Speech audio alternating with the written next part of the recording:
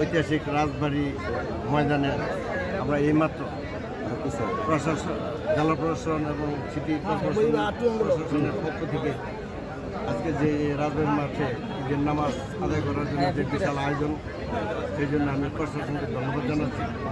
সাথে সাথে আজকে আমি আমার ব্যক্তিগত পক্ষ থেকে এবং গাজীপুর মহানগর বিএনপির পক্ষ থেকে আজকে সমস্ত গাজীপুরবাসীকে আমি শুভেচ্ছা অভিনন্দন জানাচ্ছি এবং প্রোগ্রাম জানাচ্ছি। এইমাত্র আমরা নামাজ আদায় করেছি এবং আমরা পরস্পরের জন্য আমরা দোয়া করেছি, যাতে করে আমরা আগামী দিনে সকলে মিলেমিশে একটা সুন্দর একটা বাংলাদেশ গঠন করতে পারি এবং যেখানে থাকবে না কোনো হিংসা বিদ্বেষ উজ্জাত, যেখানে থাকবে না কোনো অনিয়ম দুর্নীতি ঘুষ, যেখানে থাকবে না এমন একটা দেশ আগামী দিনে গঠন হবে।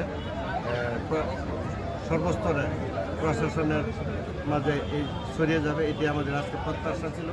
আজকে আমি দোয়া করি সমস্ত মুসলিম উম্মার জন্য, আমি দোয়া করি আমাদের সাবেক মন্ত্রী অধ্যাপক এম এ মান্নান সাহেবের জন্য, সাবেক মন্ত্রী বিগত আসম হান্নান সাহেবের জন্য।